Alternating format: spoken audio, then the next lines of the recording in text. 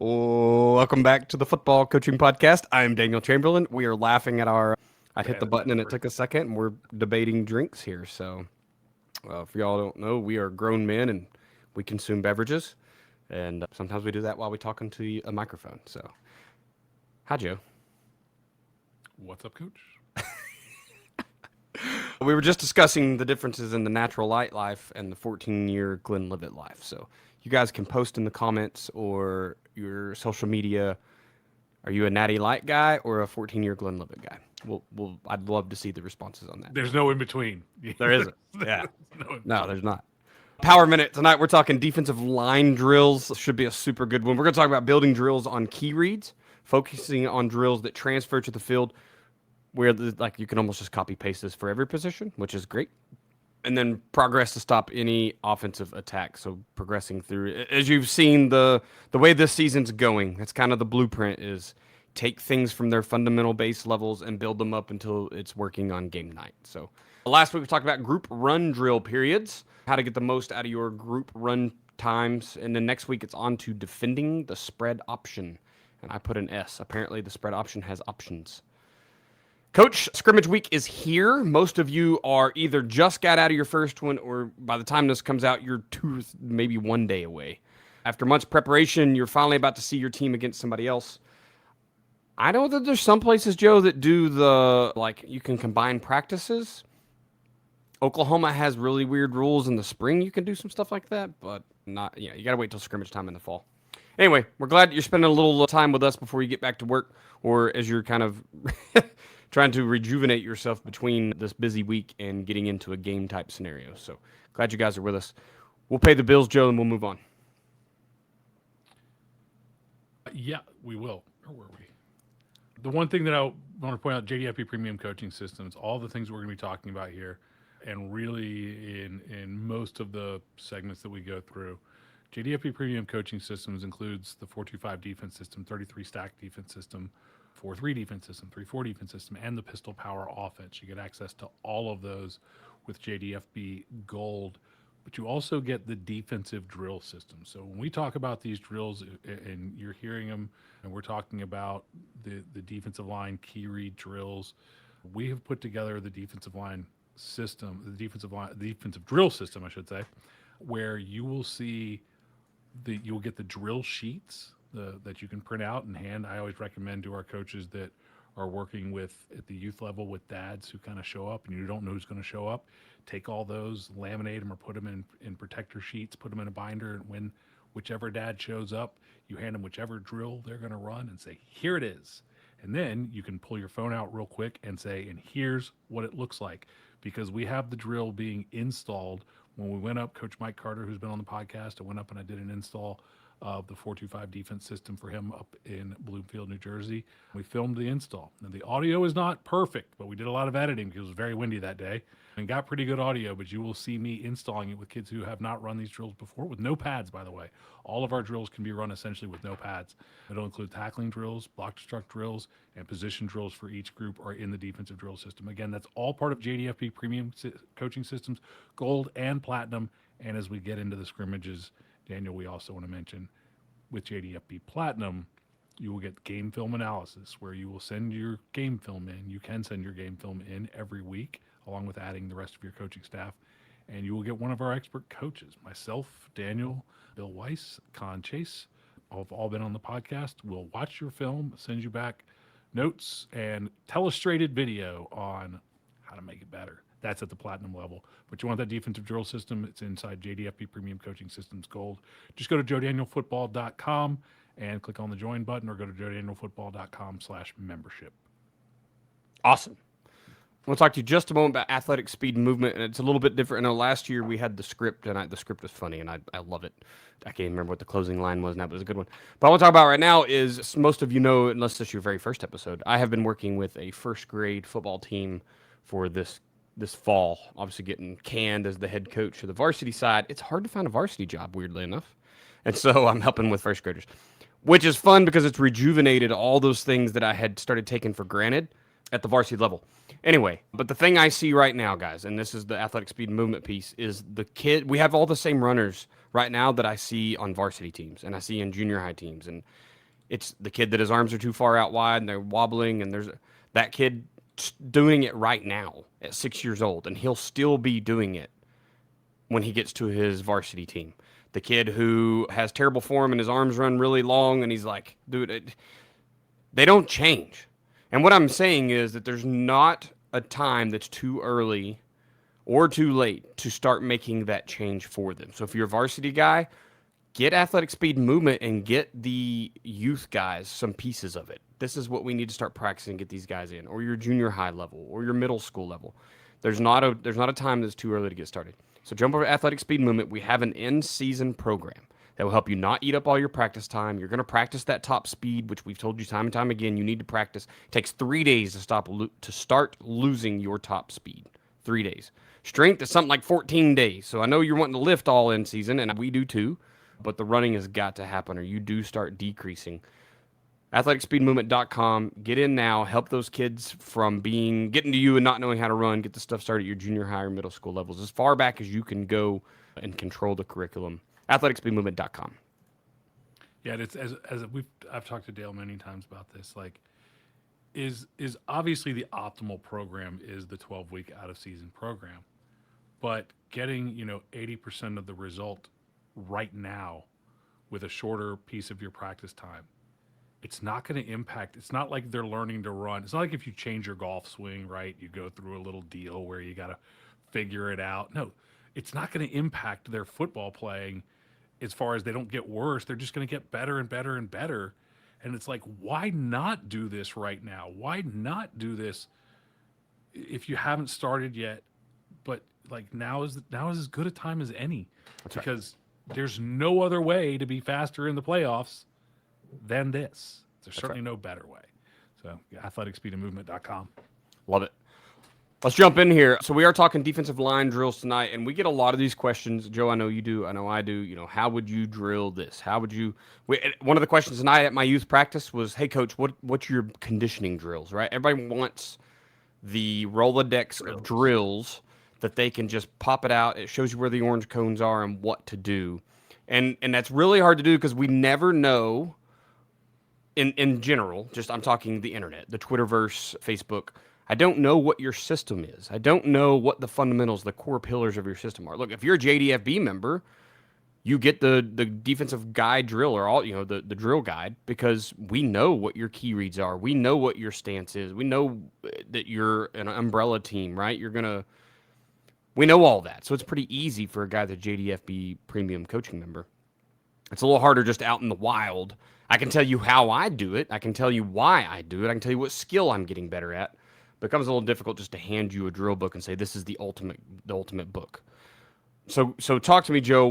So when guys are from across the world listening right now, what are a way that they can start building out that defensive line drill manual, or just getting started with a few? Even if you had everyday drills or whatever it is they're trying to build. First thing that I would do as a defensive line coach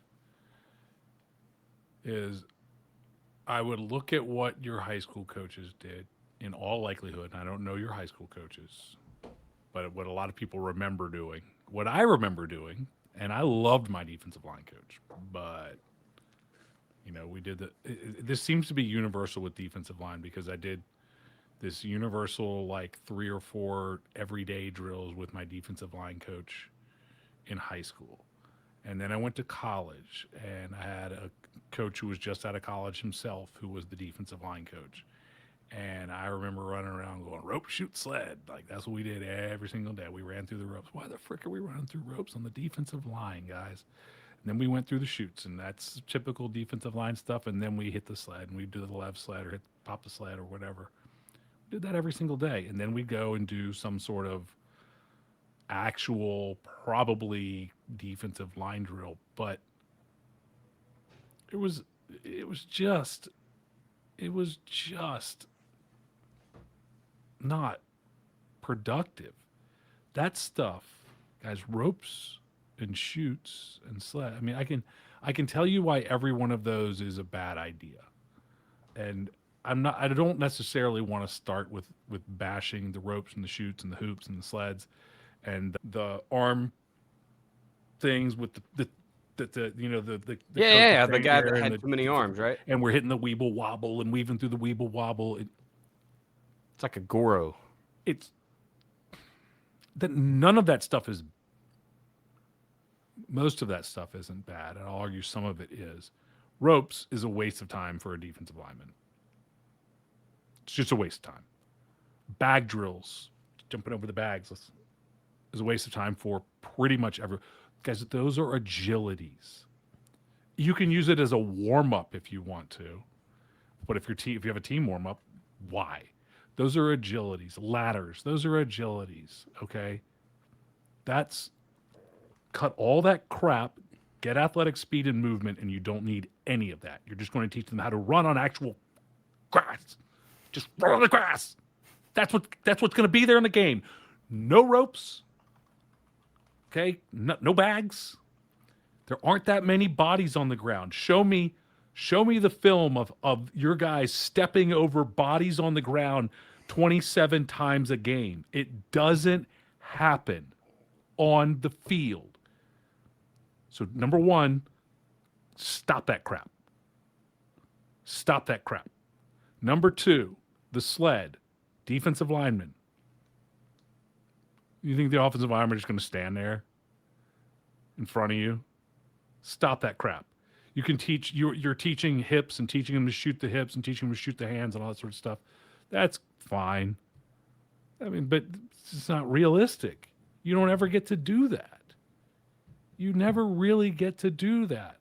And then the lockout and all that stuff, that's fine if your guy is going to play for LSU. He's going to get paid to do it. And he's got a 400-pound bench, and he can lock that guy out with his 400-pound bench and his 350-pound power clean and all this sort of stuff. Like, it is 600-pound squat. That's great. What is your guy going to do? What is your chubby, roly-poly, 190-pound gonna do? Not that. And you're gonna get frustrated when it doesn't work. You're gonna be like, we gotta lock the hands out. Good luck. Good luck. Especially when he gets a guy across from him who's actually gonna go play at a Power 5, Power 4. Is it Power 5 again yet? I think they're back. They're back, but I don't know if they're Power. The Pac-12. They're all states, aren't they? Are they all states? but one? Yeah. Anyway, I can't remember who it was, but yes, all but one is a state. We're just gonna. Hey, I'm here for it, man. I'm going Power 4. Okay. Pac-12 after night. Look, if they're going to play Group of 5, they're going to tear your kid apart. If you try to go, shoot the hands and okay. That has a little more application, but again, it's not what matters. So, sorry, everybody who has your defensive line circus and you love it. Don't feel bad. Come back in 4 weeks when we get into the offensive line drills. And really, I want to real quick. I hate to cut you off ever because it's your show and you do so good. But a lot of those things we learn from these. Right back. Coming right back. Give it back to me, Jackie Moon. These old school methods came from they had a reason. They had a point. And some of it was agilities because you didn't have a team warm up, right? It's like, no, go to freaking practice. You didn't have off season. You gotta get those knees high. And we were really worried about the height of knees in when I was in school. Sure. Like, very, very important that your knees could raise really high. We had you to play kick football. your butt. Played little drummer boy. Yeah. Yeah. So I mean, I understand, guys. And here's the deal: the first thing you do is just don't be offended that we're saying the thing you're doing is wrong. It's just outdated. The game has evolved. And kids are more athletic and faster, stronger, better athletes than ever before in the history of football. Now, you could say that the steroid era may have leaked down into some high school football, and there were some dudes in college football, and like that Miami 4-3 defense everybody wants to run. I'm not sure all those guys were. I mean, they were pretty elite, but I don't know if they weren't having a little bit of help too. My point is, all of that stuff came from somewhere, and someone solved the problem they had with a thing, and then they made it. Think about this. 2 years ago or last or whatever, that new tackling dummy that's just a triangle that's not, it's like a jack, right? The Jackson. Oh, I saw that. The stupid game. Okay, like it's an amazing invention, but it exists already in so many forms. But anyway, someone solved a problem with that, and in 5 years, 10 years, someone's going to go, that's the dumbest crap ever. When does a offensive guy have two legs sticking out here like that? Like, you know what I mean? So don't be upset. These things had a place. You're using them but think about, I implore you to think about what problem you're solving with that deal. Yeah. It's like remember the Titans and their belly rolling under the guy that's pushing up over them. Like, does that have a point inside your defense? If not, please don't just copy it because someone has been doing it for 20 years. Yeah, the monkey rolls and all that kind of stuff. Don't do that. You know, the one that people would argue obviously is a problem solver is the chutes. And if my guy is playing too high, I need to put him in the chutes to get him play lower. I left a word out. And I believe Justin DeTavio had a rant on this on the podcast years ago, but I agree wholeheartedly. And I was a big chute guy for a long time on the defensive line. But your athletic guys are never going to hit the chute, you know, because they're athletes. Yep. But the problem is when you got your big guy, because our chutes are basically set. And I know we have adjustable chutes, but let's face it, you're not adjusting the chute for everybody there. Nope. And your big guys are going to crawl through in this lurch thing because they don't want to bang their head on the chute. And so the guys who actually need the chute, in theory, to play lower, are coming through in the most awkward manner possible to avoid hitting their head. And when you watch them go through, and I did it so many times that I can see it a million. I can think of like just multiple guys doing it. They're coming through, you know, ducking their head down, and that's not teaching anything. So again, the guys who would never hit their head on the chute would be doing the same thing if there was no chute there, and the guys who would hit their head on the chute are going through in this awkward non-football position, this position that you would never, ever, ever want them to play football in.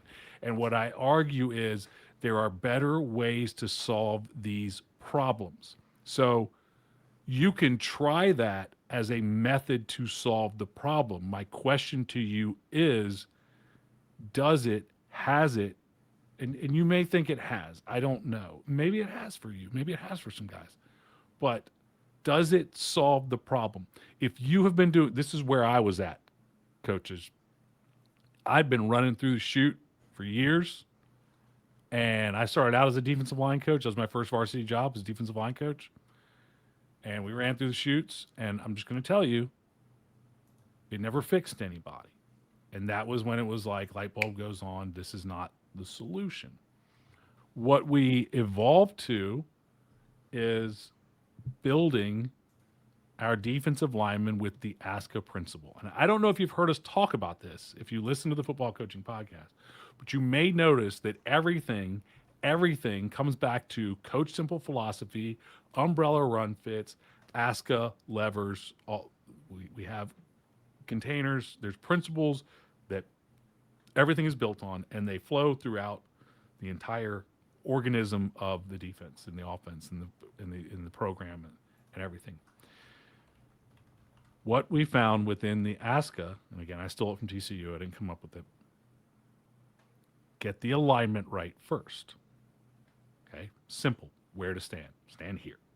Okay, we can get this right. Get the stance right. You cannot play with a low pad level. You cannot come off the ball and do all the things that we need you to do with a bad stance. We actually had a question last night on the Chalk Talk Q&A call for our JDFP Premium Coaching Systems members, Gold and Platinum included. And it was about, you know, our coaching younger guys and their three-point stances are terrible. Should we just get into a two-point stance? It was like, well, if you cannot teach them to get into a good three-point stance, they're probably going to get into a terrible two-point stance. And I understand the philosophy and the thought process, and I've tried it, but it's always been better in a three.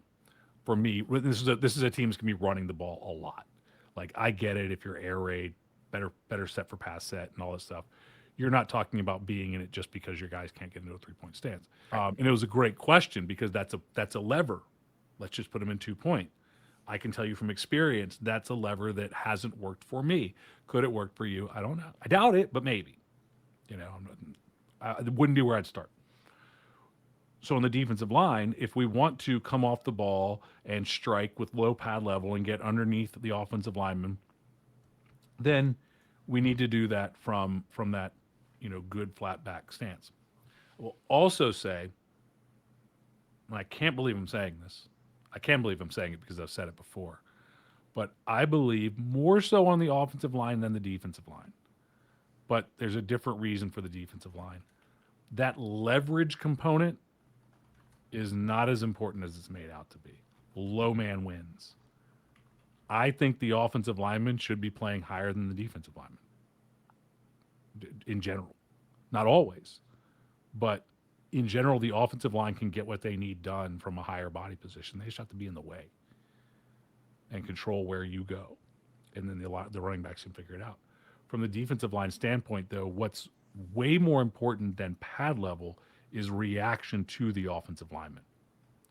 Because a high percentage of what the offensive line does is not block on. Let's go to another one. Block on boards. I'm going to upset a lot of offensive lineman coaches with that. It's not block on boards. We're not just lining up across from each other. And Daniel, because you're dealing with this stuff now, these youth programs that have these ridiculous rules where everybody's got to line up with you got to line up over top of the guards and you got to line up over top of the deck. Nobody can line up in a shade or anything like that or in a gap because it's easier. I'm going to slant. Nobody's going to do block on. We're not just going to play block on boards. We're not doing that. I'm not going to two gap all of my 8-year-old guards or 8-year-old whatever defensive tackles. I'm not doing that. You can do that and play block on boards all day. It's a stupid drill. It's a stupid drill because it never happens, guys. It never happens. It's not real. Board wars. It's not real. It doesn't translate. And then you go, why doesn't this translate? Because nobody ever does this. And they also go, bam, head to head every single time. So, sorry, I'm hurting a lot of feelings. It's going to get worse before it gets better. What we found is you get the alignment right, you get the stance right, and then you focus all of the drill work on the key reads. We teach 5 key reads. There are 5 key reads that we teach. But it all comes down to lock his eyes. If I'm in an outside shade, which is the easiest place to start. If I'm in an outside shade, so I'm a 3-tech outside shade of the guard, I'm in a 1-tech outside shade of the center. Everybody's outside shade of the center or head up. There's no inside shade of the center. Right. I'm outside shade of the guard. I'm outside shade of the tackle. Lock his eyes on the bottom corner of the outside number. Right? So if he's number 65, I'm looking at the bottom corner of that 5. And what the bottom corner, it's focus. The more specific you give the focus. Where was I that somebody was talking about the specifics of the focus? Oh, somebody was talking about in Chicago? Huh? Is it your Chicago thing? No. Somebody was talking about how important it was to make the focus super specific. And if you make the focus super specific, all these things happen. Was it the football coaching podcast about 2 weeks ago? Probably, but I mean, I heard it somewhere else too. Somebody was like really getting into the hyper focus and the importance of that.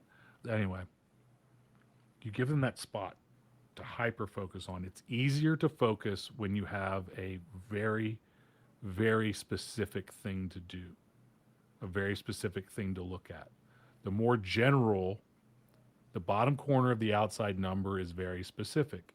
The belt buckle is very specific. Jerry Campbell used to do things with the belt buckle, I think. But now a lot of kids don't even have that. So, we used to have specific things like the screws of the helmet. Now the helmets are wacky, right? The helmets are all over the place. So a little more the different. bottom corner of the outside number. Now, what does that do that the screws of the helmet doesn't, besides the screws not always being where they're supposed to be? Where are the screws of the helmet? Daniel? The screws of the helmet, well, hell, they're all over the place. Most of them still have the thing. But where are they always? They're at the top of the player. Oh, yeah. Touche. If you want your player to play lower, get his eyes down. Get his focus down. Focus on the bottom corner of the outside number. Now I teach the strike point, whether it's with hands or we teach big surface in the defensive drill system, whatever it is. I teach big surface, which is an uppercut basically with the front deltoid, bicep, forearm, the knuckle tucked into the belly button, and doing that kind of power clean uppercut, because that's so many weak young defensive linemen. And I could get their, talking high school, in an off season, I could get their squat up to 300. I could get their clean up to 200, and I'm stuck with a bench press that's 165 pounds. I can accelerate the growth of their lower body much faster than their upper body. So I took the weak point out, which is the hands, the arms, not the hands. The hands are fine. Just watched Bixby's head football coach, who's their O-line coach, coaching the flipper just the other day. It's amazing. It is universal. Awesome. It's so good. Every age. I mean, look, I had this idea, and Chennis Berry, who is now, where's Chennis Berry at now? We talked about it on the podcast. Chennis Berry is offensive coordinator at Southern. Is he back at Southern? He was the head football coach at Benedict. South Carolina State now. So, yeah, he's the head coach of South Carolina State now, I believe. He was the offensive line coach at Southern, an offensive coordinator, and he did a Glacier talk about it, and talking about they got smaller offensive linemen, and then they had to play against these mammoth, all these guys. And then I heard, I can't remember his name, he played in the NFL, I think, for the Saints, and he was South Carolina, University of South Carolina's offensive line coach, and he was using the exact same thing in their combos specifically, but he was using it too, using that big surface for blocking. I looked at some defensive lines that were undersized, but they were always knocking guys back. And I know a lot of times with the defensive line coaches, you want to establish that new line of scrimmage. Now, I'm not going to focus on that unless it's a true base block. And we see so little true base block that it's not a major focus of reestablishing a new line of scrimmage and knocking that guy back. But I watched their film, and that's what was happening. They were uppercutting through the guys, not pushing them. And I adopted that years ago. But the hands work too, and sometimes you'll have guys who are already doing the hands, and that's fine. But it's all about taking my eyes are completely focused on that strike point, is what we call it, and I'm taking my hands or my big surface, and I'm taking every bit of my strength and ability through that strike point. And what that strike point does will then dictate my reaction. As I attack it, first step, I am loading. Second step, just like an offensive lineman, first step, I am loading. Second step, I'm coming at it full force. Third step, I am reacting to what that strike point has done. And that strike point can either be block two, block away, or pass. And again, I talk about the Rex Ryan book. Rexy? Like you're calling a dog. I was confused. Rexy. Dang it. Coaching football is 46 defense. Not the best football manual I've ever read, but the best chapter on defensive line play that I have ever read. And that's where I pulled starts on page 29. There's a lot of coffee stains and stuff on this because I've read it a decent amount. Defensive line versus the run. And this is where I don't use this exactly. It's not going to focus because of the light, but defensive line play versus the run. That is where we started learning block two and block away are the only blocks that there are. And then I got into the Miami 4-3 and learned that that's basically, block away is run away. And block away turns out to be the most important one, not knocking the guy back. But block away is the most important one. But, guys, if we put all of our focus on drilling the key read, okay, obviously when we're drilling the key read, we're making sure that we're in the right shade. If we're slanting, by the way, we slant to a shade. So if I'm lined up and I slant outside, I slant to the bottom corner of the outside number. If I slant inside, I slant to the bottom corner of the inside number, closest to the ball. Or again, the outside number can be the number away from the middle. Somebody had somebody worded it differently, and I loved it, and I thought about it, and I think I was in Boston when I was reading. Was it oil? Huh? Oil? Have you ever heard of oil? Talking about Who? offensive line play? Or you talking about defensive line No, play? defensive line play. Hmm. It was one of our coaches who he told me that one of the things I sent out an email. I'll have to find the email because I sent out an email and said, what are the things that I do? It was when we did the first episode of this season, the 21 things coaches disagreed with me about. I asked, what do you guys disagree with me about?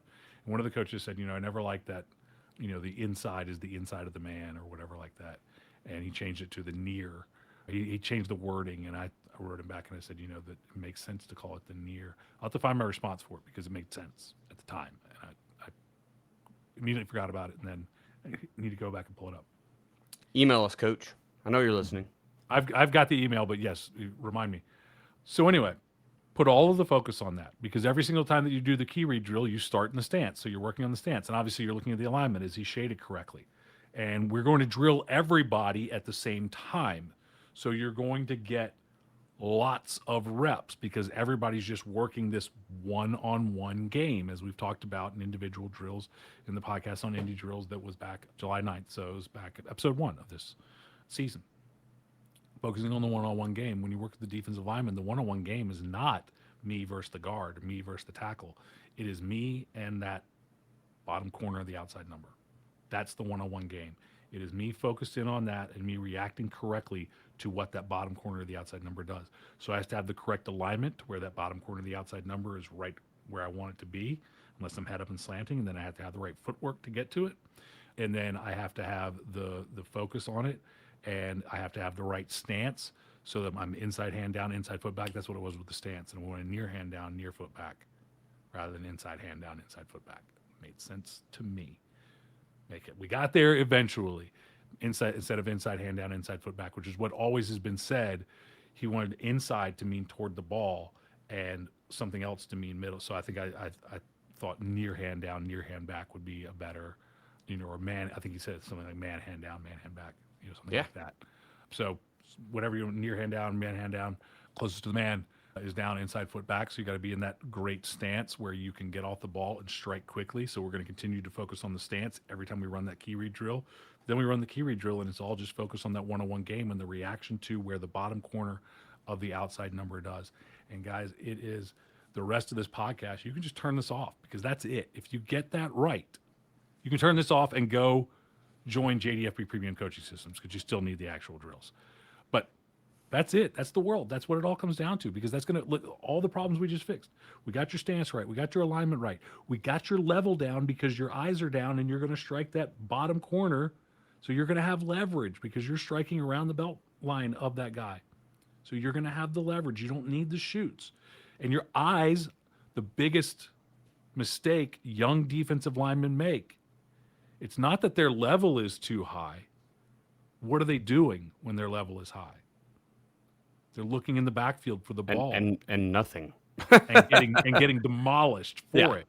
And so we're fixing that by giving them something else to look at, something else to react to. You're going to have to drill it. It's not automatic, but we're going to work it every single day. And we're going to get their eyes down here so that they're not standing up looking in the backfield for the ball. And instead they're reacting and they're trying to defeat the block based on what they do. So you're solving so many and you're solving the problem of getting up the field and getting kicked out because we're going to be working that in our key read drill. This simple key read drill, 5 reactions, will solve almost all of your defensive line problems that you're having. It really will. And along with the drill, you're working on the alignment because we see a lot of alignment problems. We see a lot of stance problems, wrong hand down, too high, but you're working that every day when you work this drill. It's magic, and you don't need any equipment for this. And nobody's standing around other than if you got one extra guy and he can key read off of me, we're not killing each other. So, I mean, you can do it off a pad. You can do it in the off season with a shield. We do it with a shield in the off season with no pads. It's non-contact. Nobody's going to get hurt. I mean, you're teaching your football player everything they need to know with this drill. That's it. So a drill that I'm using right now with 6-year-olds. So it does work everywhere. I don't know if it scales yet, but we literally just chase that near hip as my target point. So it doesn't, nothing change. I don't have to teach a 6-year-old, well, if the play's at you, fight outside. And if the play's away, no, I don't have to teach him that. Put your hands on his outside hip, and now your body's naturally in a position for a 6-year-old Yeah, at right. the first grade level. You have now, from a shaded position, filled your gap. You've squeezed a down block. I don't ever teach them what a down block is or how to squeeze it. I just say make sure your hands touch the hip of that guy. And that's big, right? Because it solves. Now, here's the other deal. Nobody here's running power. It's Right. You're just the getting same thing that you said last night on the I almost said chalkboard forum, but your Chalk talk. weekly call. Chalk talk. Everybody has little T's above their offensive lineman at my level. And guys, I understand this doesn't correlate 100% to what you're doing, but I want you to do is find the concept and simplify it to your level. Where are you coaching ball? Make this concept fit. Because all we get is little T's, then if I hit that outside hip, I'm in my gap. It's great. It works really, really well. Done that in the past and told them the way that we've used that, whether it's the hip or the bottom corner, we've told them, we did this a lot with slant technique. You're free. Once you touch that, you're free to go find the ball. Yep. Run it. Until you touch that strike point, you are not, you've got to touch that strike point. And what that does is we get down block, it immediately squeezes us down. If we get pass set away from the ball, we're going up the field. If we get reach block, like you said, I got to touch that, so I got to be outside. Yep. Base block is the one that I go straight at it. He comes at me, and it's like, well, I got pressure now. Now I got to beat the block. Now I got to post tip rip. All those things that would work. The other thing I want to add here before we move on, and we've touched on all of this, but that's how simple drills are, and we make them very convoluted, but they're so simple. Anyway, just make sure you're breaking down whatever your expectations are of your D-line. Okay, so I can't tell you what pieces to break down, but watch your game film. Same thing I say every time, solve a problem, but break down that expectation to the smallest pieces and then drill that. So if your guys need to work hand fighting, I don't have to start in a 3-point stance and run at a guy who's going to body me anyway to try to work hand fighting. I can just stand in front of him and practice different things. Look, if he gets locked into my chest plate and he's about to drive me like a freaking go-kart, what am I doing? Am I breaking his wrists up? Am I breaking them down? Am I sweeping? Like what do you want them to do? And break that down. Don't give them all 3 options. Give them one that they're really good at. Maybe watch them do all 3 and then say, this is your one. But work handwork. But that doesn't take...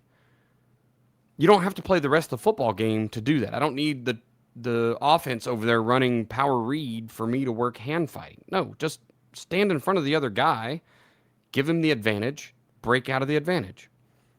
Because if you start with him at an advantage and you win, you definitely are going to win on Friday night when the guy's like, he still has to like reach out there and grab you, right? He doesn't get to start with his hands on you.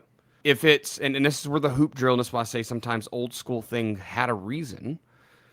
If it is dipping a shoulder and ripping through to get around the edge for your defensive ends, right? That can be with a pad. It doesn't necessarily need to be a hoop. I think the hoop was to teach maybe that's off-season version of this. Yeah, foundationally, fundamentally. It's not. It becomes more of a conditioning drill. Yeah, I need to get that hand. I need to get almost like that elbow down and drag the ground and get around this guy. But now we've got to do something different. Give a pad to a guy. What is it you're expecting your kids to do? What do they suck at? Fix that thing. It could be into a double team, right? You talk about building those drills out. It starts with a key read. I'm trying to reach my strike point. Well, it turns out when he blocked to me and I hit my strike point, his buddy went hip to hip, and now I'm in the middle of a double team. You can start there. I think about martial arts a lot, right? A lot of time in martial arts, I've watched my son go. I've done very little training. But you put people to disadvantage automatically. You start there. So start there. Start with the O-line hip to hip. We don't even have to run at each other and go on a cadence. Get good at the skill you're trying to get good at. So start in that disadvantage and then break free. Win. Figure out how to win from there. And that way, when I am using my speed to kind of get there faster than they can get their hips together, I'm already at a better place. But that's my thing on building out those drills is find the little things you're trying to work. This doesn't have to come from a drill book, guys. It's just you sucked at this last week. We got to get better at it. We focus a lot on the key reads around here because that's what JDFB is about. It's about giving your kid a single thing to read. It's the ASCA. And now we're going to have a response to that. It's not 14 what ifs or if thens. It's realistically for D line, it's 3. Block away, block 2, or pass set. That's it. Right? But linebacker, same thing. You can kind of get into every other position. But anyway, so let's go on to the part where these transfer to the field, Joe. And that's kind of the second part here. And once again, it is so simple. We've said it a million times. But how do we ensure that our D line stuff is focusing on what we're going to see on the field or what will transfer? So, I wanted to, as I said, in the defensive drill system, you can see all the film, see it executed on the field. But I want to go through the actual drills. Yes. Let me share my screen before I do that. If you can't see, get to YouTube, boys. It'll be out Tuesday if you're listening on Thursday. Here. So when you work these drills, we basically work 5 reactions, okay? And there's not much that happens, and really not anything that happens that doesn't fall into these categories. So, I always talk about the non-negotiables. And the one thing that our defensive lineman must be able to do is squeeze a down block. So one of the reactions is a down block, and that's a block away. Now, he could be down blocking, but he could also be pulling away from me. And the reaction is the same. I try to get to that bottom corner of the outside number. He goes down, and I just bend down the line of scrimmage. And the teaching, then again, I got this from, Tommy Tuberville and the 4-3 defense videos that put out years and years ago, Miami 4-3. Block away is run away. So if he blocks away from you, you treat it as if it is toss sweep to the far side of the field. That will create, we had this question last night, how do you drill the wrong arm? We don't. Yeah. Because if that guy comes now to kick me out, I have a natural wrong arm as long as I treat block away as run away and go flat down the line of scrimmage. And so all I need to drill is that down block. If I get a base block, block 2, all I'm going to do on a base block is that point comes straight to me. I'm striking it, and then I am going to post my outside hand, or if I'm striking with the big surface, it's going to be a natural, and I'm going to drive my hip up the field into that gap. And then when I drive my hip up into the gap, I'm then going to the third part. Again, we talk post, hip, and rip, but the post doesn't really happen. It's just to make sure that our inside or our outside arm in this case, or our far arm, is, driving into him. And then I'm going to drive the hip, and it's all about the hip. And that's one of the things from the Rex Ryan book that was so important, was it's always been taught in defensive line. Hat and hands, hat and hands, hat and hands, all that kind of stuff. And Rex Ryan in that 46 manual said that the hat and the hands do not control the gap. You have control of the gap if your hip is in the gap. So we strike, and if it comes at us, we drive the hip into the gap. Okay, so if I'm shaded, my right hand is towards the man, so like I'm a left guard, or I'm a left tackle, or aligned on the left, and a 3 tackle on their right guard, whatever it is. I'm on my right hand is down, my inside hand is closest to the ball is my right hand. Okay, I'm in that B gap. That's what I'm going to be responsible for on a base block. We don't talk about that, but a base block, my reaction is to drive the hip into that B gap to control it. Okay, so I'm going to strike, and I'm going to drive my left hand or my left hip into the gap to control it.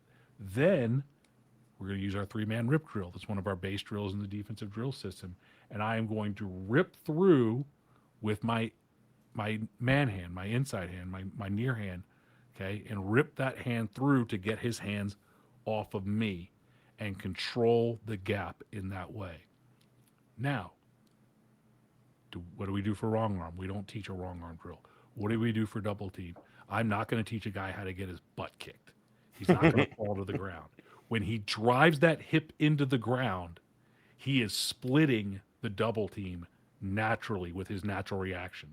Driving that hip will take control of the gap and split the double team so that he is not driven. Keeping that low leverage of striking in the bottom corner of the outside number keeps low leverage to split the double team, and I drive my hip and I split the double team in that way. And that's how we teach, and then I rip through and I could beat the double team. Is he going to beat the double team every single time? No. But if he's the double team, usually when they get carried is they stand up and play up high, and then both guys get up underneath him and they go for a ride. We keep this low pad level by playing the key read drill, bottom quarter of the outside number, driving the hip into the gap. That's how we win the block. Now he goes to reach block me. That's my third one. So as I go to strike, I notice that strike point moving outside of me, moving around me. And so now I'm going to adjust my footwork, but it's still blocked too. So now I'm going to be posting the outside arm on his outside shoulder. I'm going to start driving the hip to get around him, and I'm going to start ripping the inside arm. And usually on the reach block, it may take 2 or 3 times to rip through, but it's blocked through. Notice that all it is post-hip rip, just from a different angle now. Okay, and that's how I defeat the reach block. So we're going to drill block away, block 2 base block, block 2 reach block. Now, what if the strike point goes backwards? Okay, youth coaches, cut this crap out because you're not going to get this part. Just go to the next one. Ignore this. Just ignore everything else. You just got everything you have to do. Okay. You actually can stop. And a lot of high school coaches, you can skip all this stuff until they get good at the first 3 because that's what matters. Okay. But I get a pass set. That hip doesn't come at me. It goes away, or it just stays sometimes. Sometimes they just drop down and they play at the line of scrimmage. They don't jump unless it's a jump set. That's the only time you're going to get something different. And then you would post hip and rip it. If it goes away, now I am in my pass rush lane, pass rush moves, and I am trying to get my hip even with his hip. In pass rushing, again, hips don't lie. We got to say it. Shakira. Okay. If you get your hips even with the offensive lineman, you win the pass rush. Okay. Now in our drill, we're not going to be doing a ton of hand fighting. It's just the reaction. We do drill the hand fighting for like 2 minutes. Like you said, we just partner up and we work post hip rip, which is one pass rush move that we use everywhere. Denny Marson, who's the Jets defensive line coach, I think Giants too, talked about Michael Strahan, 2 pass rush moves. You guys doing 19,000 pass rush moves, you're wasting your time. Swim move, you're wasting your time with anybody who's not of a certain stature and size, and it's more of a punch, not a swim. We do some bull rushing, push pull. We do post hip rip, speed rush. Those are the things that we're going to do to beat him. But it's mostly hands, usual chop, things like that. But if we get the pass set, we go into our pass rush lanes, pass rush moves. We don't cross over the center. If we're an outside contain, we teach pass rush lanes where everybody has a job, everybody has a lane that they have to fill in a 4-man rush. There is an outside shoulder rusher. There is an inside eye or an outside eye rusher. So you've got if you've got 4 rushers, usually they are looking at the quarterback and they are staying now in their rush lanes. We never let an outside rusher duck inside because that's how that athletic quarterback gets outside and runs for days. We never cross over the center because that's how we end up creating gigantic pass release lanes, inside release lanes for an athletic quarterback. But we teach that in 7-on-7 period really is where we work our pass rush. So we'll work a little pass rush lanes. We have a 5-man pass rush drill where it's 1-on-1 pass rush, but with everybody getting the first 2 steps, because you do 1-on-1 pass rush. That is the dumbest thing in the world. Everybody's standing around except for 2 guys. Don't do that. Okay. Make everybody do something. We have all these in our defensive drill system. We don't have time to get into all of them because we're almost out of time anyway. The last one that a lot of people forget is you get pass set. You go into your pass rush move, and then about 2 steps in, he leaves. Oh, no. That's screen retrace. We work it every day because even though we don't see screen against every team, we will see screen in our script every single week, because what happens is you don't see screen for 3 weeks, then all of a sudden somebody screens you for 65 yards. So you want that to happen, and then we never get beat by the screen again. We want that to happen on Wednesday and Thursday, not on Friday or Saturday. So we get screen retrace. We just follow him because he's going to block the guy where the ball is going. So wherever he goes, and I'll tell them, release inside or release outside, and that tackle's just got to follow. That defensive lineman's just got to follow him.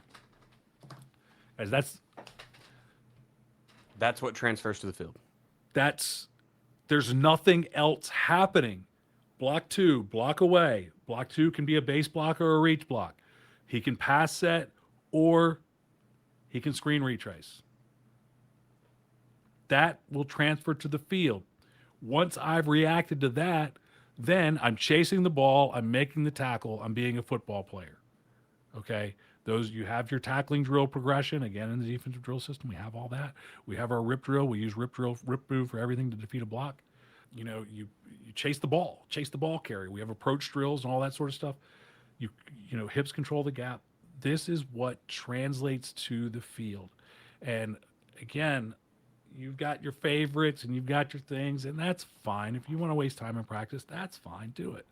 As long as your head coach is okay with it, waste all the time you want. Winning is a social construct. Who cares?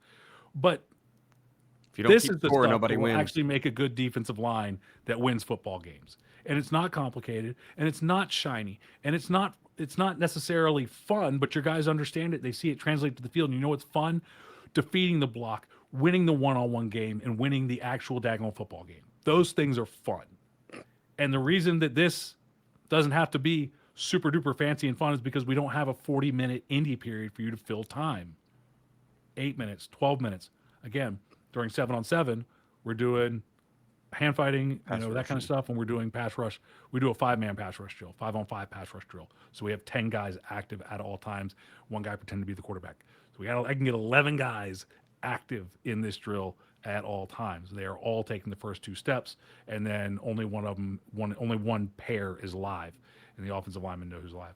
By the way, in this drill, I stand behind the defensive line. I tell the offensive line what to do, and I'm just signaling them for those of you on YouTube. The signals are down block. I tell them which way to go, down this way or down right or down left. I make the little 2 fingers waving sign for those of you in the things.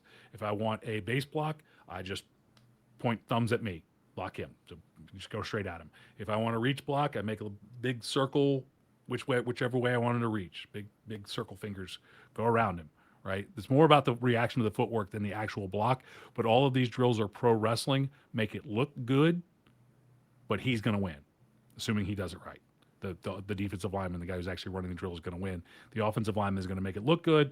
If you were looking from a distance, the perfect rep of this looks like that guy was really trying to block him, and that defensive lineman did a fantastic job reacting and winning the block. Which is every time. If it's pass, I just do a throwing motion. If it's screen retrace, I make a screen, a square with my fingers, then point which direction he's going to release. And I stand behind him and I do all that. You can see all of this in the defensive drill system, see it happen, see how the drills work. You can see me teach it to guys who haven't done it in a few minutes. You install them individually. So I teach you how to follow a down block. I teach you how to defeat a base block. I teach you how to defeat a reach block. I teach you how to defeat a, but usually we just do, on day 1, we'll just do 2 and we teach them and then we start to mix them. And eventually, as you get into the season, you're mixing all 5 of them, but there's always a focus, right? This week we're playing a heavy gap scheme. There's going to be more down blocks than anything. This week we're playing an inside zone team. There's going to be more base blocks. This week we're playing a really good outside zone, reach block, whatever. We're going to do more reach blocks. This week we're playing an air raid. They're going to be pass setting all day. We're going to do more pass sets. We don't really play teams that run more screens than anything else, but there may be more screens because that's a more dangerous play for some teams than others. And so you vary up how much of it you do. And then we will go into the third part of the episode in just a minute. Love it. I don't really have a lot to add. Things that transfer to field, a lot of times it gets rid of the gimmicky stuff. Joe not one time said pull out 5 bags and lay them on the ground. He didn't say pull the chutes and the ladders, and he didn't say pull the sled over. Your indie period, once again, what skill are you trying to fix? You've got kids available. Even when you don't, if you have 1 defensive lineman, you're in a bad place anyways. And if you have 2, then it's 1-on-1. So you have the kids available. You have enough, yeah. So they need to be working what the game feels like. Now, I'm in a position right now, right, where my 5th offensive lineman is a quarter the size of everybody else on the team, right? He's a little bitty guy. He's got a heart like none other. Aiden is his name, and absolutely just getting after it is his game. But Aiden is not an offensive lineman, but he has to be because that's what we got. Okay. And you're going to have those kids. So you may not get a good on good look during these drills. So that's when you need to make sure you're focusing on the fundamentals. You have to get back to like, what am I supposed to do? Aiden is a 6-year-old who cannot block me whatsoever, but I can still go out there and have him put a hand on me and I can work a hand fighting. Okay. So it's all about the intent behind the drill, having your guys look good. Once again, I cannot restate enough. You've got to watch film to see what your kids need to know what drills you need this week. This is why we are not big everyday drill guys. Now, offensive line, I have been a little bit coerced to. There are some we need to work getting hip to hip and working double teams. We need to work some stuff, but this is not an offensive line episode. Defense, you've got to work what your kids need to work. There are not everyday drills. Now, you could fight and say the key read drill is an everyday drill, but it's probably solving a problem that you're seeing. If your guys are just nailing their key reads, it might be 2 minutes of just reminding them what it is, and then let's go find the thing they suck at and work at that. But I bet there's one of them they're not great at. Let's get in the last part here, Joe, before we go. We're almost at an hour already. We're on the third part.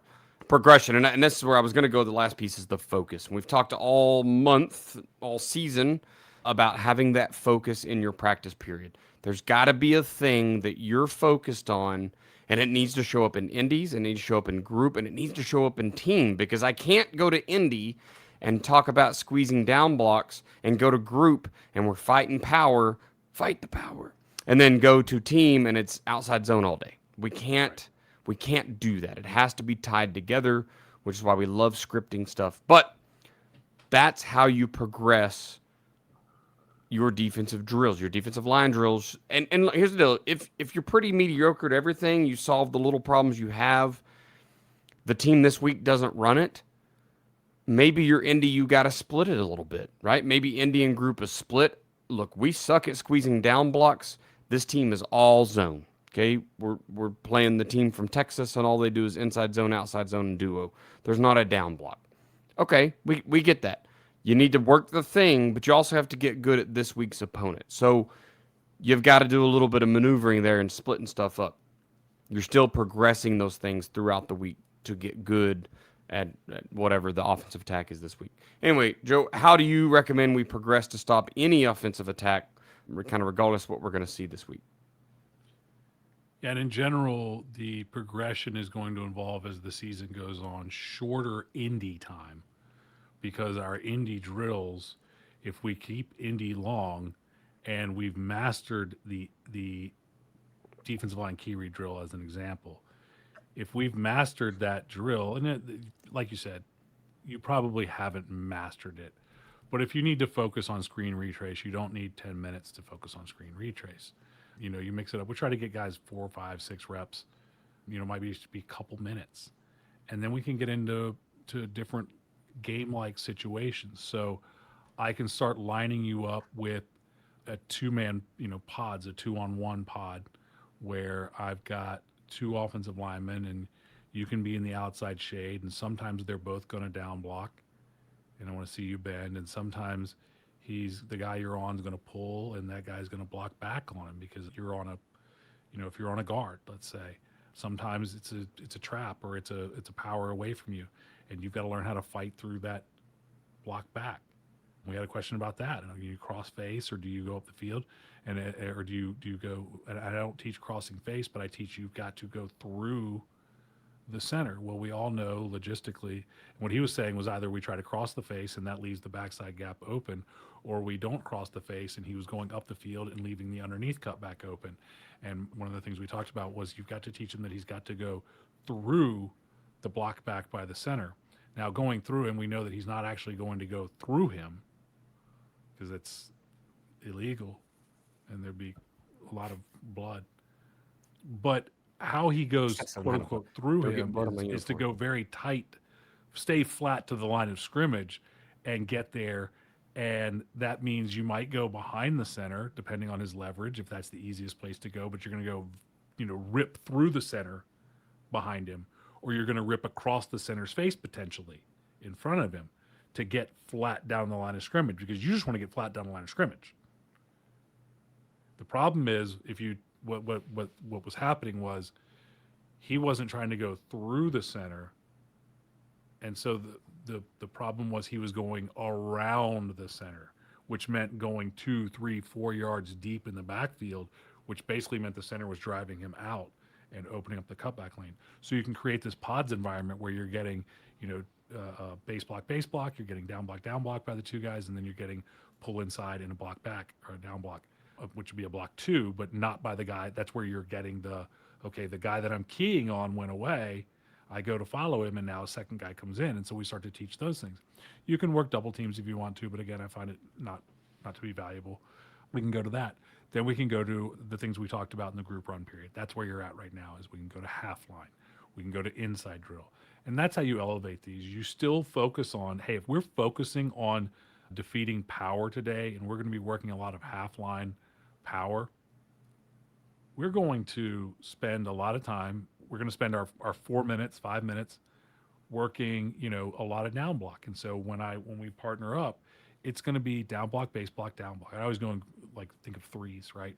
Down block, base block, down block, reach block, down block, screen retrace, down block, like 2 down blocks for every other rep that we get that day. Then we're going to go to our half line immediately, or as close to immediate as we can, and depending on the schedule, and we are going to go into power where we're seeing down block, and we're squeezing that down block, and we're working that. And again, you can work in an outside zone or something just to give them a different look, but that's what they're working on, and that's the progression. And then as you see them progress from one-on-one game, you want to see the focus continue to be where it was in the one-on-one game as you start to add in new pieces. That's the big thing in the progression. The big thing in the progression is not, now I learn how to take on a half line. Now I learn how to take on run period only. Now I learn, the progression is learning how to keep doing the same one-on-one game and blocking out all of the distractions around you until you have won that one-on-one game. Because here's the deal. If you do not win that one-on-one game, you are not doing any of the other things. You are not making the tackle. You are not getting the sack. You're not doing any of the things if you don't win the first one-on-one game. If you don't win the first one-on-one game, the best thing that you can do is hustle, because you might be able to get there and make the tackle 12 yards down the field behind you. And that's great. We all love hustle guys, but we'd rather that tackle have been made at the point. Yeah. I don't really have a lot to add to this piece, Joe. You've kind of killed it all night. I think that as you get into, if you're a D-line coach or you're a defensive coordinator trying to set up these drills for a newer D-line coach or whatever that looks like to you, you have to understand that every single offense, if you cut out all the flair, all the fluff, and you just look at the O-line, every offense is the same stuff, okay? And this is why plays have names. It's buck, it's power, it's a version of counter, it's a zone play, it's the youth block a T. There's not a lot going on in each of those things. These drills we've been talking about, primarily the key reads, which is why we really focus on practicing these key reads so much. But your D-line can stop them all. Okay, if it's buck sweep, anybody that's reading a guard is running to where the ball's going to go. Anybody that's reading a tackle is squeezing a down block. Your backside guy gets a reach hinge or a down hinge or whatever, your gap hinge, whatever you're calling yours, and they got to figure that out. It starts away, and then all of a sudden he's in my face. I need to work over and run heel line. He's doing the same thing that we just did with the center. I got a down block, then he stopped and turned, and I got to go through it. So yeah, exactly. I think one piece you need to study a little bit, and I call it kind of that secondary event, that secondary block. I'm a 3-tech. I'm on a guard. He pulls to go kick or wrap. Doesn't matter to me. He pulls. As I'm chasing a hip, what do I run into? A center who's blocking back. Right. Now what? So have that in mind, right? My first key read ran away. My target zone, whatever you want to call it, ran away. And now all of a sudden another guy is hitting me. That's where you need to, it almost turns into, okay, now I got reach block. It's almost Yeah, the same at that thing. point, it's a block 2, and I have to use a rip move to get off of it. That's right. That's what it Staying becomes. down the hill line. Don't let him run me off. Don't let him run me 5 yards up or downfield. Right. It's kind of, I still just have to kind of stand my ground and own this. So it's secondary events. What's next? My key read did this. It ran me into some, because that's what we do. That's what we are really good at. Is that's fine. You want to, we'll block all the way back to a 5. We don't care. If you're going to chase down here, the center's going to blow you up because we GT counter a lot, obviously. So you're chasing a tackle. You run right into the center, make his job so easy. So now what, right? So I think once the progression, you learn that initial key read, you learn what you're supposed to do, and now what could happen. So that might be the only secondary or tertiary piece you start thinking about. But realistically, it doesn't matter who you're facing. We get all the how do you stop a double wing? How do you stop the wing T? How do you stop? Yeah, whatever. It doesn't matter. Yeah. It's for your D lineman. It's very simple. There are 3 things that guy can do: 2 away or back. I guess 4 if you want to count screen retrace. And we're very simply going to react to those in the same way every single time, and it's going to put your guys in a position to make plays. So then it's just making that play. Yeah, and all of those, and by the way, you can create drills to isolate those things if they're a problem. Yeah. Right. If it's a problem, if you're having a problem with, but again, this was the thing we talked about on the coach call last night. I'm not relying on that guy to make the play. No. That doesn't mean that I ignore him, but when we get the pull inside and the center blocks back, he's not the guy to make the play. No, not at all. Now, but if he runs up the field, it's like the ISO play, right? On the ISO play, the old school I formation ISO weak side B gap against the 4-2-5. Okay. Obvious place to attack is the weak side B gap bubble. We can play 2-eye, but the thing that always makes the ISO a good play, we always say if the will backer fills, no pull fill, he's going to hammer and I don't care if he fits inside or outside, it doesn't matter. I want him to fit inside, but I really don't care. Because when he and the fullback collide in the hole is gone. Now, the only time that it's not is if he fits inside and the defensive end runs around the tackle, widening the gap. If the defensive end gets a base block and is striking that guy and working through him, tight to him, when we say post-hip rip, we want to be control of the gap, not up the field. And so as long as we do that, we constrict the gap. So we have to teach them to constrict the gap in order for that to work. And it's always fighting through the block rather than running around the block. The only time we run around the block is the reach block, right? Because that's the only way to defeat a reach block, because he's trying to run around me. So yeah, and that's, well, speed rush on the edge, maybe. But that's what it comes down to. And if you don't have to have drills for all of those things, because you are progressing into your group drills where you're going to see it. Yeah. Now, if you consistently see your team or a specific player failing to react to that or defeat that or just getting demolished, then you create what essentially is a pods drill that we talked about before to work on that. Yep. Love it. Don't be afraid to get into the pods, man. And honestly, I'm to that point where there shouldn't be anybody standing around. Joe, you mentioned earlier, if you can get 11 people involved, do that. Can you watch them all? No. Especially if you're a solo coach. You absolutely cannot. Now, there's a whole argument there that, like, perfect practice makes perfect. And so now I've got 4 guys that may not be perfectly practicing, but they're fighting something. Record your freaking practices, man. Record it. You can help them make it perfect. Look, we used a GoPro top of a 10-foot tall pole and had a little display screen. And we had a water girl between water girling. She was pressing the record button. And now you're getting every play from a bird's eye view, and you can go back and coach it later. But on the ground, you can coach one guy really pick it before. I mean, for this stuff, wear the GoPro yourself. Yeah. Stand behind 2 guys and watch the one over here, right? I mean, I've got a chest harness now. It works so good. You can see so much stuff, and you don't have to think about it. Just tell it to go. Yeah. Now they're all voice automated. Record. Good. We're off to the races. So. All right, man. I think we've. But my iPhone solution works where I just hold it. A lot of coaches don't like that, but I film from my pocket. If you turn it off, I don't care. There we go.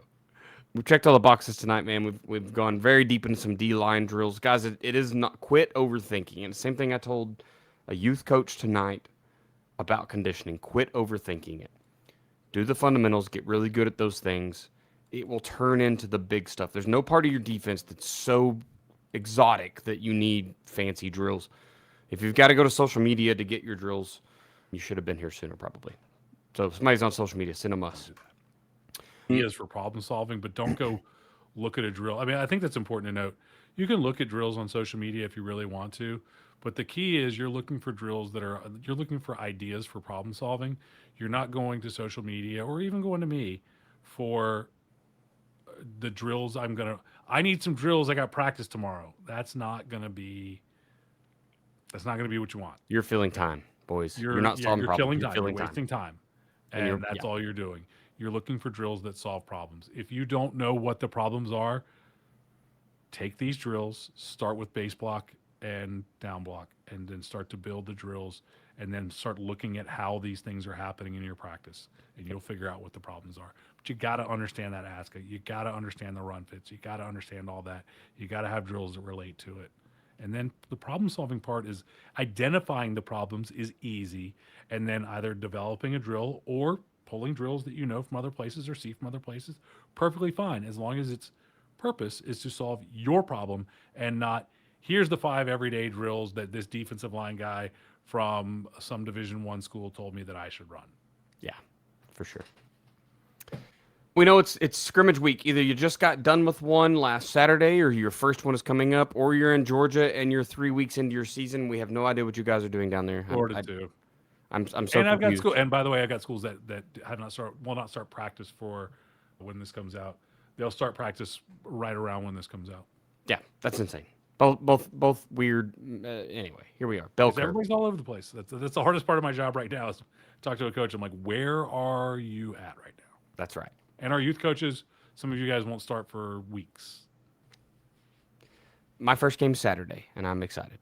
Yeah, we've got middle school coaches who won't start until after Labor Day, which I think, when you're working with the young kids, wait till after all the vacations are over is an easier path than trying to sort out. I'm not looking forward to the lack of players when school starts and parents are like, you know what? We had a busy day. We cried because math is hard.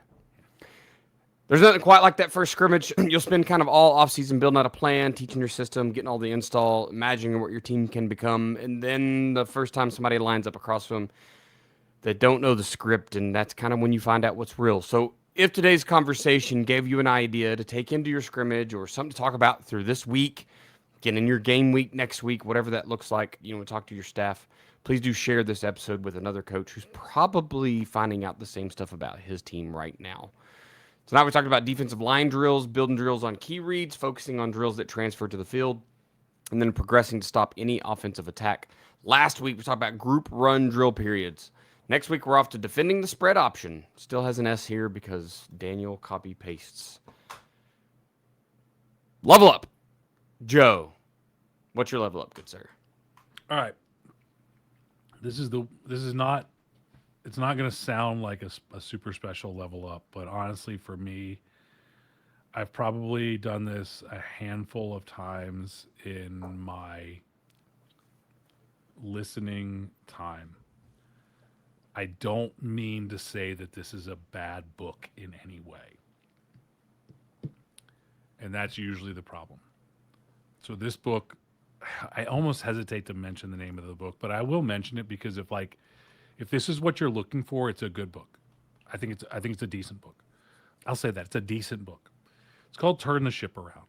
And I've mentioned before, I listened to a podcast. It's a paid site called morningcoach.com.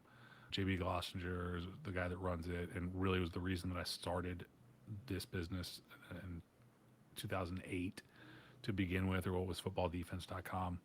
And the Morning Coach is just the heart of it is like a 15 to 20 minute podcast every morning that kind of gets me started right. And it is not cheap, but it is worth the investment for me.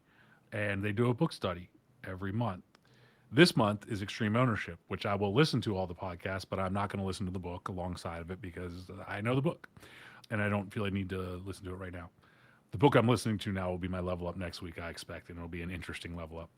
This book, Turn the Ship Around, was the book that Morning Coach did in July, And so I got it to follow along because I hadn't listened to it. It's a leadership book. David Marquette, was it 2 authors? Bad for mentioning all of this.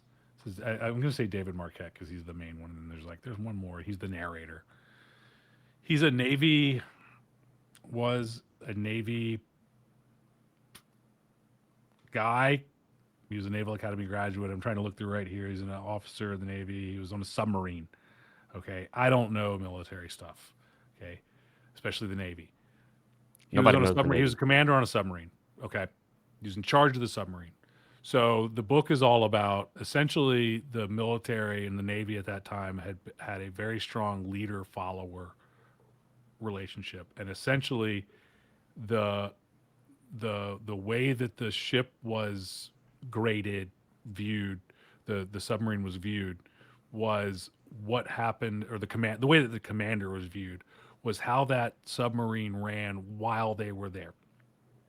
And so what happened was the commanders would take everything on and they would work themselves to death. And everyone else on the submarine did nothing but whatever they were told. And so they had no autonomy. They had no decision making. They were doing what they were told, period.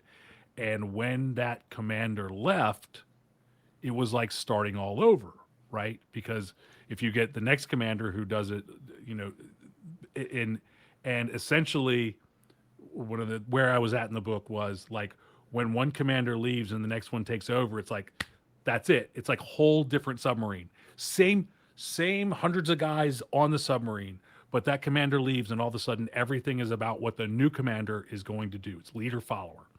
And this book is about a leader where he is creating more leaders in his organization. And I started listening to it, guys, and I thought, this is great. This is awesome. This is going to be amazing for football coaches because that's what we want, right? We want leader. We want to be the guy at the top, but we want to have all the coaches around us being leaders as well. We want to develop them, and that's where we start. And that's where he started, was with his staff, and then it was giving more responsibility to the next level of guys on a submarine. Okay, I don't remember all the words. And then it's like, how do we get? And then it's like passes it on to the players, and that's all. Like in my mind, I was like, this is going to be awesome. And maybe it just wasn't awesoming for me. Okay. It wasn't awesoming for me. It was like, this is good, but I'm not listening to this and thinking like, this is changing the game for me. If that's something, if you are in a super deep leadership dive where you are, and I just got out of this with habits. And honestly, one of the books that I read during my habits thing was one that I wish I had dropped because it did nothing for me. I actually did drop one. And there was another that I, quite honestly, if you want to talk about habits, Atomic Habits is it. It's the end. I like High Performance Habits as well by Brandon Bouchard. But like in this leadership thing, like honestly, if you're talking about leadership, if you're talking about the books that are going to be done, like Extreme Ownership, this isn't Extreme Ownership. This isn't an Extreme Ownership book, but like Extreme Ownership's a book that is absolutely, for me, worth going all the way through. And in fact, it's one that I will go back to. This book, I got a third of the way through. And guys, last week I just said this a few days ago, I just said, because I use Audible's subscription. And so you can refund those books if you get one, and it's like Amazon, you can return it, and so I can get my credit back. And a third of the way in, I said, this is a good book. It's not a great book. It's not a life-changing book for me where I'm at right now. It might work for you, and if you're on that leadership kick right now, this would be one to look at. But I'm not, and so I dropped it. And I felt good about myself because I will usually force myself to go all the way through it, even though I'm just wasting time. Yeah, that's okay. It's all right not to finish things, especially if they don't align to your. What I found is I get into these self-help books and they don't align to like what another book has taught me or another thing. So, it's okay to just disagree. Here's my. I'll give you my weird spiel on self-help books, and I've actually. I can go right now and read a book, and that is one person's view on how things should be done. Absolutely. And there are, I don't know how many billion people on Earth today, China might be lying about half their numbers. Maybe they're smaller than we think. We don't know. Anyway, there's a lot of people out there that may or may not have a better way to do this. So for me to try to go all out on this one, except extreme ownership, there ain't nobody else doing it better. Yeah, I mean, there's some Jocko's that got just, it. there's probably 10 or 12 books that really just like absolutely speak to you and like are worth reading Yeah. and reading again, and I'll listen to them over and over again and like start implementing the stuff, and then some of them are just like, that was a good idea. Yeah. But it's hard for me to like just buy all into one person's thing when I'm like, there might be someone else doing it different that's better. This is just your opinion, and I struggle sometimes. So it's okay. It's okay to. I was trying to find the name of the guy because I know I listened to his book as well, Let me which get didn't Jocko blow on. me How do we away, get but I Jocko got on? one good idea from it. And he talks about reading, hundreds and hundreds of books, but for one, he speed reads, and I speed read too, but you can't speed read. I mean, you can speed read an audiobook, but it's not the same. It's weird. But he talks about, and especially with these style of books, the big idea is in the first 20%. Yeah. And then a lot of times the rest of it feels like padding. And if you get through the first 20% and it has not impacted you at that time, it's probably not going to. And so having the strength isn't the word, but for you and I, we want to get through it because we started it. We don't want to start things and not finish them. Yep. So to be able to say this is just not for me and set it down is actually sometimes a tough thing. But you get through the first 20 or 30% and it didn't hit, it's probably not going to. Cameron Haynes is the other one that I will never put down. Cameron Haynes, Undeniable. Go check it out. Read that, and you will. Here's what it made. I had to buy running shoes and clothes and go run because Cam Haynes is that amazing. So read Cam Haynes. My level up is actually what's funny is yours is kind of a negative, right? Like this book was less good. I think it's Mine's a negative on me. The last couple of years we have issues with our AC, and once again today,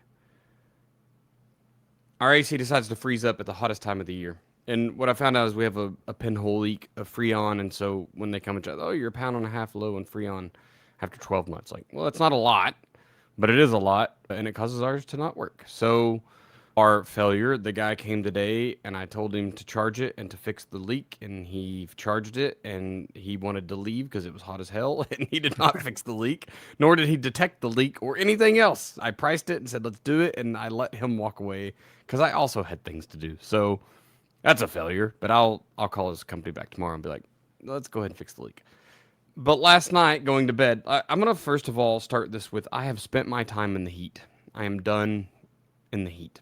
I don't care. The Army has drugged me overseas 3 times to play in hot places, and I don't even go to the beach because the beach is hot. Okay, I don't want to go. My wife is a beach bum. If she could be, she would live there and never leave. She tans, I burn. Yet another reason to not go to the beach for me. But I hate sand and I hate heat. So don't want to do it. I failed the resiliency test last night because our house was about probably 85 degrees when we tried to lay down. You New Yorkers or whoever, the government told you to put your shit at 82 and then you're going to be good. Nope. When you go to bed, I'm out. No. Never gonna, no. No. I think it was about 85 when we tried to lay down. We got it as low as 77, and I was miserable, and I was pissy, and I was argumentative, and I didn't want my kids to touch me. And you know what kids want to do when it's hot? Everything they would do when it's cold. They want to love on you. They want to grab you. They want to wrestle. They want to fight. They want to cuddle. They need daddy snuggles. And I was not having it, and I 100% failed. I was a terrible human. Outside and lay naked in the grass. Leave me alone. Exactly. Get off me. Why are you touching me? And it changed my attitude, and I was a very negative Nancy. And I hate it because I try to teach them all the time, be resilient. And the first little touch of heat, and I was not resilient at all, Joe. So we ended up sleeping 5 deep in our king-size bed and had a fan on, ceiling fan, and then an additional, the one that's usually blowing over here when I'm in the podcast room. It's not here tonight either because it's still in my bedroom. And luckily we finally all just I had to take some sleeping pills, and I just passed because otherwise I was going to be fighting it all night. So I preach resiliency quite a lot, and in the face of a little bit of heat, I was a pissing. We are fortunate that we have a basement that generally stays below 72. So if the occasion where it has gone out, just slept in the basement because we got a pull-out couch down there. Just slept in the basement. It's like, okay. Yeah. By the way, the Almanac of Naval Ravikant, Navalravikant. So I do have a book. Tim Ferriss is one of the, I don't know, Eric Jorgensen, Tim Ferriss, I don't know, put it together. Naval Ravikant is the person that you're looking for. So I do have a book recommendation that I would at least get through the first 20% of, and it does have some good stuff. There you go. Extreme Ownership by Jocko Willink. It's great. Also a good book. What sales are opening and closing this week, Joe? Man, nothing right now. I mean, the store's open. Nothing's on sale. Store is open. There's nothing like on spectacular sale right now. We've kind of not done away with. We've kind of put a lot of that on hold right now as we put out the 425 defense manual.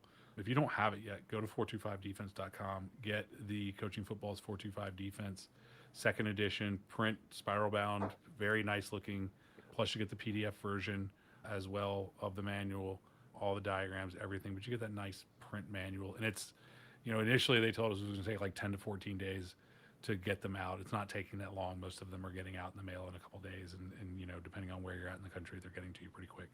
So we're seeing that it's a quick turnaround. You can get it, you can have it, buy them for your coaches, get everybody involved. And we haven't quite figured out the multiple order thing yet, but bulk order. But I would check that out, and then we will have. I say that we'll have something the time that this comes out, but I'm not 100%. I don't want to say it, and then it's not there. Don't paint yourself into a corner. You're like, Joe Daniel told me it was going to be available, and I just want to give him money, but he lied to me. And now you get this handful of money, and you don't know what to do with it, and you end up spending it on, never mind. Just go ahead. Excellent. Social media. I'm at Coach Chambo OK on Twitter/X. I've been so much less active on there recently. I started using Facebook for my diving business to go recover people's stuff, and Twitter's just not as interesting. I was kind of getting burned. I know you're done on social media, and I kind of got there too. Like, everything was an argument, and I almost like the algorithm was just showing me stuff I was gonna be pissy about anyway. That's what it does. It wants you to argue because that's engagement. And that's what it wants. So I stopped, and it honestly, like, it takes me a while to get to messages. I have to look at his name. Hang on. There's another a fellow football podcaster. I know his name's Stu. Morning Brew with Stu. Stuart Brooking. I was just Stu. Mm-hmm. I couldn't remember your last name. Stuart Brooking is, he still messages me, and I like miss out. There's a guy, Coach Brown is the new offensive coordinator at a school in Tulsa that we've had a lot of engagement. We've texted and stuff a lot, but I miss theirs because I'm just not on Twitter anymore. But anyway, email me at chamberlainfootballconsulting@gmail.com. I still check those all the time. You guys that were looking for the 2 platoon with not 2 platoon numbers, practice schedule, if you haven't saw that on the chalkboard, go to the chalkboard. If you have, and you've wanted to get it, email. I've sent that same loom out to like 8 people now. So there's a lot of guys that are interested in doing that. Joe is, at joe@joedanielfootball.com. That's the email. And then that's it. joedanielfootball.com. Sign up. Get your trial if you're new. If this is your first time listening to the Football Coaching Podcast, be sure to subscribe so you don't miss any future episodes. You can find us on your favorite podcast. If you've been listening for a while, please do leave us a review. Wherever you're listening. We like to be reviewed wherever. Help other people find us. Thank you for listening to this episode of the Football Coaching Podcast. And remember, coach simple, play fast, win.